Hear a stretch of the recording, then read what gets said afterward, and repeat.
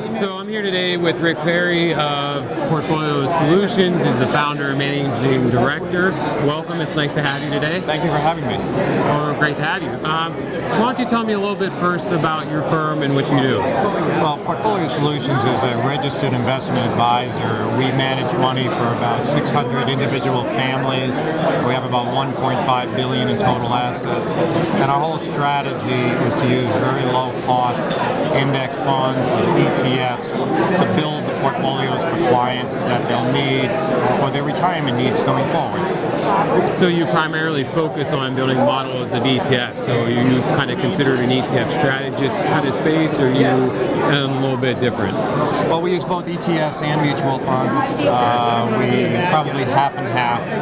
What we're looking for is the exposure to the particular markets, and sometimes you can get that best through an ETF. Sometimes you can get it best through a mutual fund.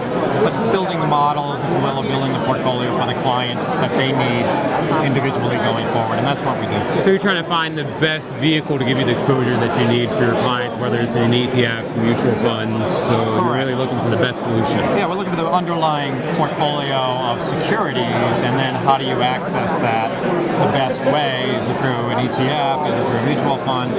So we're sort of agnostic as to whether you use the pipeline of an ETF or a mutual fund. It's the underlying portfolio and the strategy of that portfolio that we're really interested in.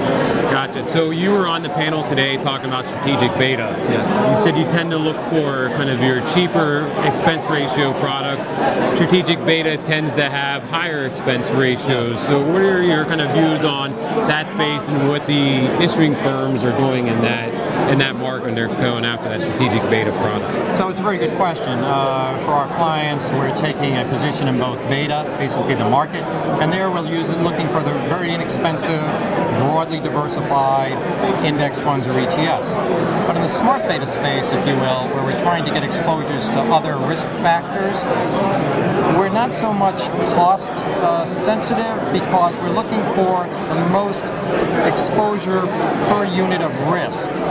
So we're looking at how much exposure does this particular strategy give me to the risks that I want, and what is the extra cost and fee that I have to pay for it. And a lot of times you get more exposure using products that are not the lowest cost. They're actually maybe the next ring up or maybe 2 rings up. So cost is really important when you're looking at beta, but when you're looking at these other products, it's not as important as the actual portfolio itself. So the strategy behind that portfolio is a lot more important than the expense ratios. In the smart beta type area, that's correct. Yes. So is there a lot of education that it takes on your part to understand the different smart beta strategies? There's a huge growth in the marketplace right now. A lot of firms are racing to come out with these type of products, and they're all a little bit different take on some similar ideas. Correct.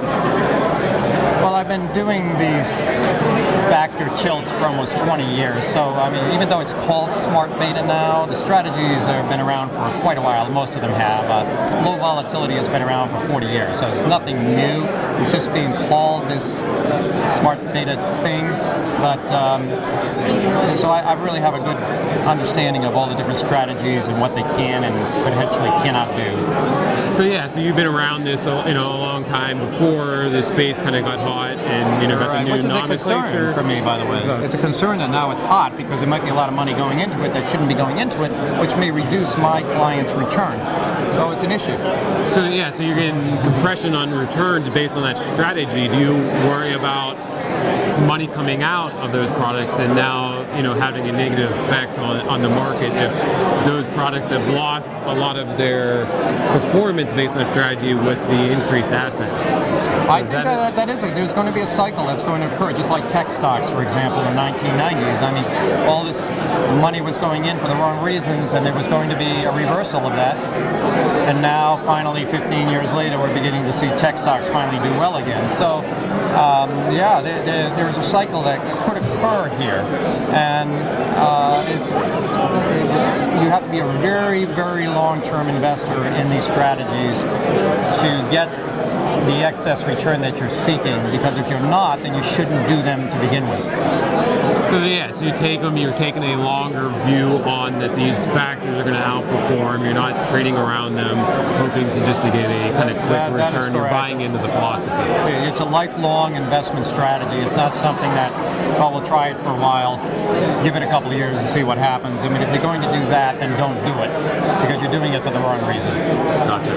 Well, that's fantastic. I really appreciate you coming out and talking to us and being a panelist at the event. Well, thank you. Thanks Appreciate a it lot. very much.